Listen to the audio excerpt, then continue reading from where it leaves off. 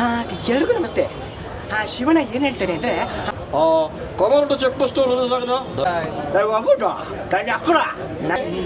Cupboard check post ಹಣ್ಣು ಬಾಳೆಹಣ್ಣು ಒಂದು 25ರಿಂದ 30,000 ರೂಪಾಯಿ ಬೇಕು ತಿಂಗಳಿಗೆ. ಕೂದಲು ಬಿಟ್ಕೊಂಡು ಹೈಲೈಟ್ ಆಗುತ್ತೆ ಅಂತಾರೆ. ಯಾವುದು ಬ್ಯಾಕ್ಗ್ರೌಂಡ್ ತೊಗೊಂಡಿದ್ರು ನೀವು ಇಟ್ಕೊಳ್ಳಿ. ಸೊ ಈಗ ಈ ಸ್ಟೇಜ್ ನಿಮ್ಮದೇ. ನೀವೇನು ಮಾತಾಡ್ತೀರಾ ಮಾತಾಡಿ. ಎಷ್ಟು 2ರಿಂದ 3 ನಿಮಿಷ ಮಾತಾಡಬೇಕು. ಅಣ್ಣ IPL ಆಡೋಕ್ಕೆ ಬೇಕು ಬೆಟ್ಟು. IPL ಆಡ್ತಾರೆ ಬೆಟ್ಟು. ಈ ಸಿನಿಮಾ ಕಮಾರಟ್ಟು ಬೇರೆಗಾನೆ ಇಂದ್ರ. ಈ ಫಿಲಮ್ ಹೈಲೈಟ್ ಪ್ರಿಯಾಂಕಾ ಉಪೇಂದ್ರ ಅಷ್ಟೇ. ನೋಡಿ, ಕನ್ನಡ ಸಿನಿಮಾ ಕಮಾರಟ್ಟು ರಿಲೀಸ್ ಆಗಿದೆ. ಸಿನಿಮಾ ಯಾವ ರೀತಿ ಅಂದರೆ, ಇದರಲ್ಲಿ ಇರೋರೆಲ್ಲ ಎಲ್ಲ ಒಂದು ಫ್ಯಾಮಿಲಿ ಪ್ಯಾಕ್. ನಮ್ಮ ದೊಡ್ಡ ಮನೆಯಿಂದ ರಾಘಣ್ಣ ಇದ್ದಾರೆ, ತುಂಬ ಖುಷಿ ಅನಿಸುತ್ತೆ. ನಮ್ಮ ಪ್ರಿಯಾಂಕಾ ಉಪೇಂದ್ರ ಅವರು ಇದ್ದಾರೆ, ಹೀರೋ ಹೀರೋಯಿನ್ ಪ್ರತಿಯೊಬ್ಬರು ಹೋಗಿದ್ದಾರೆ. ನನಗೆ ಹೈಲೈಟ್ ಅನಿಸಿದ್ದು ಏನೇನು ಗೊತ್ತಾ, ಇದರಲ್ಲಿ ನಮ್ಮ ಆತ್ಮೀಯ ಸ್ನೇಹಿತರು. ಯಾಕಂದರೆ ಬಡವ್ರ ಮಕ್ಕಳಿಗೆ ಚಿಕ್ಕ ಚಿಕ್ಕ ಪಾಯಿಂಟ್ಗಳು ಹೈಲೈಟ್ ಆಗುತ್ತೆ ಅಂತಾರೆ. ಕೆಲವರು ಕಪ್ಕಿದ್ರೆ ಹೈಲೈಟ್ ಆಗುತ್ತೆ, ಕೆಲವರು ಕೂದಲು ಬಿಟ್ಕೊಂಡು ಹೈಲೈಟ್ ಆಗುತ್ತೆ ಅಂತಾರೆ. ಯಾವುದು ಬ್ಯಾಕ್ಗ್ರೌಂಡ್ ಇಲ್ದಿರ ಕಷ್ಟಪಟ್ಟು ಬಂದಿರೋ ಕಲಾವಿದರುಗಳು ಪ್ರತಿಯೊಬ್ಬರು ಕೂಡ ಕನ್ನಡ ಸಿನಿಮಾ ಬೆಳೆಸ್ಬೇಕು. ಯಾಕಂದರೆ ನಮ್ಮಂಥವ್ರಿಗೆ ದುಡ್ಡು ಕೊಟ್ಟು ಸಿನಿಮಾ ಮಾಡೋಷ್ಟು ಯೋಗ್ಯತೆ ಇಲ್ಲ. ಸ್ವಾಮಿ ಇರೋದು ಹೇಳ್ತೀನಿ, ನಮ್ಮಲ್ಲಿರೋ ಟ್ಯಾಲೆಂಟ್ನ ಉಪಯೋಗಿಸಿ ಮೇಲ್ಗಡೆ ಸ್ಟೆಪ್ ಬೈ ಸ್ಟೆಪ್ ಬರಬೇಕು. ಅದಕ್ಕೆಲ್ಲ ಕಾರಣನೇ ನಿಮ್ಮಂಥ ಸೋಷಿಯಲ್ ಮೀಡಿಯಾಗಳು. ಇವತ್ತು ಕೈ ಮುಗಿದು ಪ್ರತಿಯೊಬ್ಬರಿಗೆ ಬೆಳ್ಕೊಳ್ಳೋದೇನು ಅಂದರೆ, ಇವತ್ತು ಪ್ರತಿಯೊಬ್ಬ ಝೀರೋಯಿಂದ ಹೀರೋ ಆಗಿರೋ ಕಾರಣ ನಿಮ್ಮಂಥ ಸೋಷಿಯಲ್ ಮೀಡಿಯಾಗಳೇ. ನಿಮ್ಮಂಥವ್ರು ಇಲ್ಲಾಂದರೆ ನಮ್ಮಂಥವ್ರು ಏನೂ ಇಲ್ಲ, ಸೊನ್ನೆ. ಪ್ರತಿಯೊಂದು ರೋಡಲ್ಲಿ ಕೊಲೆ ಆದರೂ, ದರೋಡೆ ಆದರೂ, ಸಿನಿಮಾ ಹಿಟ್ಟಾದರೂ, ರಾಜಕಾರಣ, ಪ್ರತಿಯೊಂದು ಒಂದು ಟ್ಯಾಕ್ಸಿಂದ ಪ್ರತಿಯೊಂದು ಹೈಲೈಟ್ ಮಾಡಿ ನಮ್ಮ ಜೀವನ ಕೊಡ್ತಿರೋ ಪ್ರತಿಯೊಂದು ಸೋಷಿಯಲ್ ಮೀಡಿಯಾ, ಪ್ರತಿಯೊಬ್ಬ ಯೂಟ್ಯೂಬ್ ಚಾನಲ್ಗಳು. ಪಾಪ ಅವ್ರ ಕಷ್ಟ ಏನಂತ ನಾನು ನೋಡಿದ್ದೀನಿ. ಅವ್ರು ಒಂದು ನ್ಯೂಸ್ಗೋಸ್ಕರ ಎಷ್ಟೆಲ್ಲ ಸ್ಟ್ರಗಲ್ ಪಡ್ತಾರೆ, ಎಷ್ಟೆಲ್ಲ ಒದ್ದಾಡ್ತಾರೆ ಅಂತ ನಾನು ನೋಡಿದ್ದೀನಿ. ಅದು ಸಿನಿಮಾ ಬಗ್ಗೆ ನೋಡಿದಾಗ ನನಗೆ 1ಕ್ಕಿಂತ 2 ಸಖತ್ ಇಷ್ಟ ಆಯಿತು. ದೆವ್ವ ಹಂಗೆ ಹಿಂಗೆಲ್ಲ ಬರುತ್ತಲ್ಲ, ಅದು ತುಂಬಾ ಇಷ್ಟ ಆಯಿತು ಸರ್. ಪ್ರತಿಯೊಬ್ಬರು ಸಿನಿಮಾಗೆ ಬರ್ಬೇಕಾಗದ್ರು ಡೈಪರ್ ತಗೊಂಡ್ಬಂದ್ಬಿಡಿ. ಥಿಯೇಟ್ರಲ್ಲಿ ಎಲ್ಲ ಗೊತ್ತಾಗಲ್ಲ ದಯವಿಟ್ಟು. ಆಮೇಲೆ ಓನರ್ಗಿನಾರು ಬೈದು ಬಿಟ್ಟವ್ರ.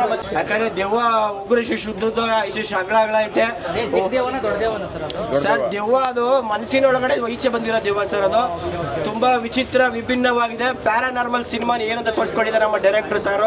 ನಿಮ್ಮ ಸ್ನೇಹಿತ ಏನ್ ಸಿನಿಮಾ ಏನ್ ಪಾತ್ರವನ್ನ ಮಾಡಿದ್ದಾರೆ ಸರ್? ಇದರಲ್ಲಿ ಒಂದು ಕಾಮಿಡಿ ಪಾತ್ರ ಮಾಡಿದ್ದಾರೆ, ವಿಜಯನ ಪಾತ್ರ.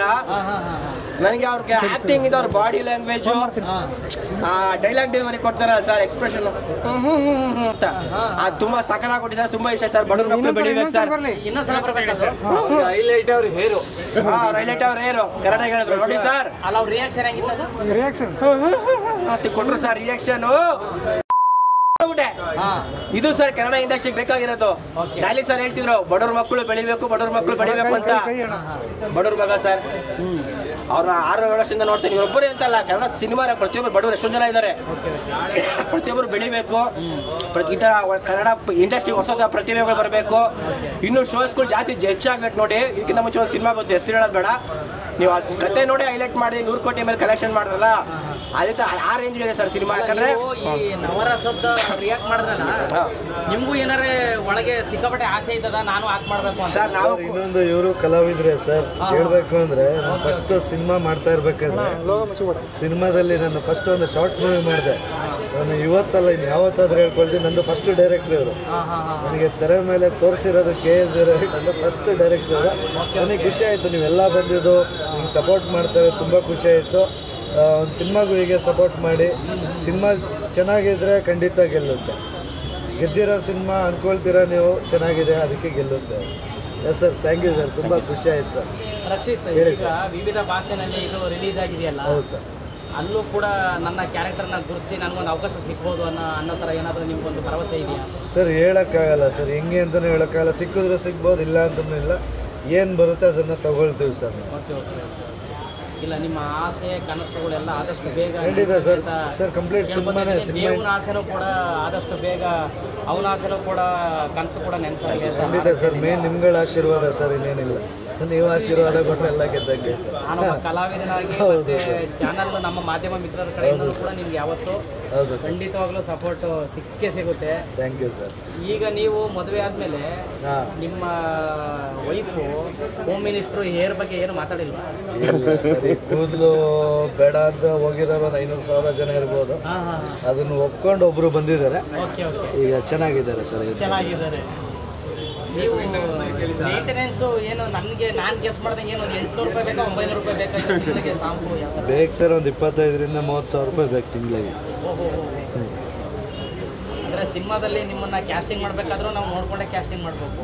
ಹಾಂ ಸರ್, ಈಗ ಮಾಡ್ತಾ ಇದ್ದೀನಿ. ಯಾರು ಎರ್ಚರ್ ಇದ್ರೆ ನೀವು ಇಮಿಡಿಯೇಟ್ ಖರ್ಚು ಪಕ್ಕ ಬಿಡೋದು, ಬಟ್ಟೆ ಕವರ್ ಮಾಡ್ಕೊಳ್ಳೋದು, ಆ ಥರದ್ದು ಮಾಡ್ತೀನಿ ಅಂದರೆ ಭಾಳ safety precaution. Safety sir main ನನಗೆ, ಯಾಕೆಂದರೆ ಇದು ಹೈಲೈಟ್ ಅಲ್ವಾ ಸರ್.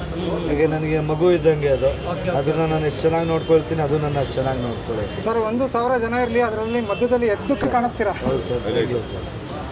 ಅದೇ ನಿಮಗೆ ವರದಾನ ಗಿಫ್ಟ್ ಅಂತ. ಹೌದು ಸರ್, ಖಂಡಿತ ಸರ್. ಈಗ ನೋಡಿ, ಸಿನಿಮಾಗೆ ಮೇನ್ ಒಂದು ಆ್ಯಕ್ಟಿಂಗ್, ಒಂದು ಔಟ್ಲುಕ್ ಏನಾದರೂ ಒಂದು ಬೇಕು. ಈಗ ದೇವ್ರು ನಮ್ಗೆ ಇದು ಕೊಟ್ಟಿದ್ದಾನೆ, ಇದನ್ನು ನಾವು ಚೆನ್ನಾಗಿ ಉಪಯೋಗಿಸ್ಕೋಬೇಕು.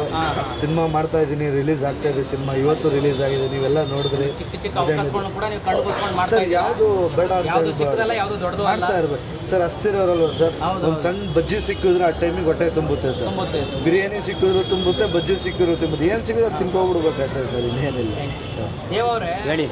ನೀವು ನವರಸನ ಒಂದು ಸ್ವಲ್ಪ ತೋರಿದ್ರಲ್ಲ, ಈಗ ರೌದ್ರ ಅವತಾರದಲ್ಲಿ ಕಮರೋಟೆ ಚೆಕ್ ಪೋಸ್ಟ್ಗೆ ಯಾವ ತರ ರಿಯಾಕ್ಟ್ ಮಾಡಿ ನೀವು ಒಂದು ಆಕ್ಚುಲಿ ರೌದ್ರ ಅವತಾರದಲ್ಲಿ ಯಾವ ರೀತಿ ಇದರಲ್ಲಿ ನಮ್ಮ ಸುಂದರ್ ಕಿಶೋರ್ ಅರಸ್ ಅವರು ಮಾಡಿದ್ದಾರೆ, ನಾಗೇಂದ್ರ ಸರ್ ಅವರು ಮಾಡಿದ್ದಾರೆ.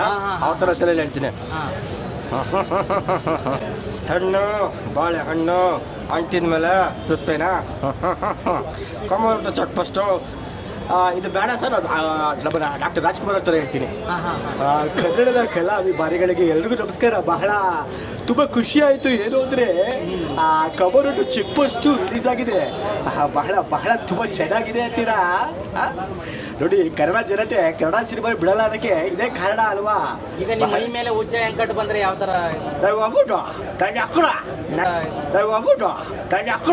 ನನ್ನ ಕಮರೋಟು ಚೆಕ್ ಪೋಸ್ಟ್ ನೆಕ್ಸ್ಟ್ ಲೆವೆಲ್ ಹೋಗ್ಬೇಕು. ನಮ್ಮ ಅಪ್ಪ ಕೋಟೆ ಪೋತೆ, ನಾನು ಅದಕ್ಕೂ ಕೇರ್ ಮಾಡೋಲ್ಲ. ನನ್ನ ಮಗನ ಕನ್ನಡ ಸಿನಿಮಾ ರಿಲೀಸ್ ಆಗೈತೆ, ಎಲ್ಲರೂ ಕೂಡ ಹೋಗಿ ಸಿನಿಮಾ ನೋಡ್ಬೇಕು ಅಷ್ಟೇ. ನನ್ನ ಮಗನ ಹೇಳಿ ಸರ್. ಹೇಳಿ ಹೇಳಿ, ನೀವು ಇನ್ನು ಇದೇ ನಮ್ಮ ಒಂದೊಂದ ಬರ್ತಾ ಇದೆ. ಬರಲಿ ಶಂಕರಣ್ಣವ್ರು ಮಾತಾಡ್ರೆ ಯಾವ ಥರ ಇರುತ್ತೆ ಅಂತ. ಹಾಂ ಹಾಂ ಸರ್, ಒಂದು ನಮಸ್ತೆ. ಕಮರೋಟು ಚೆಕ್ ಪೋಸ್ಟು ರಿಲೀಸ್ ಆಗಿದೆ, ದಯವಿಟ್ಟು ಎಲ್ಲ ಕೂಡ ಥಿಯೇಟರ್ಗೆ ಇಡಬೇಕು. ಕನ್ನಡ ಸಿನಿಮಾ ಬೆಳಿಬೇಕು ಅಂತ ಕೇಳ್ತಾ ಇದ್ದಾನೆ.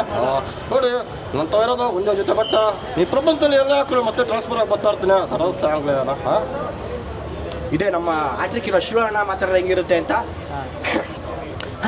ಎಲ್ರಿಗೂ ನಮಸ್ತೆ. ಶಿವಣ್ಣ ಏನು ಹೇಳ್ತಾನೆ ಅಂದರೆ, ಅಪ್ಪಾಜಿ ಹೇಳ್ತಾ ಇದ್ರು ಕನ್ನಡ ನಾಡು ಯಾವತ್ತೂ ಒಂದೇ ಥರ ಇರಬೇಕು ಅಂತ. ಕಮರೋಟು ಚೆಕ್ ಪೋಸ್ಟು ಇವತ್ತು ರಿಲೀಸ್ ಆಗಿದೆ. ನೋಡಿ, ಇಂಥ ಕಲಾವಿದರು ನಮ್ಮ ಹತ್ರ ಬೆಳಿಬೇಕು ಅಂತ ಹೇಳ್ತಾ, ಈ ನಾಡು ನುಡಿ ಯಾವತ್ತು ಕನ್ನಡಕ್ಕೆ ಅಂತ ಹೇಳ್ತಾ ನಾನು 2 ಮಾತು ಮುಗಿಸ್ತೀನಿ. Thank you thank you sir. Super.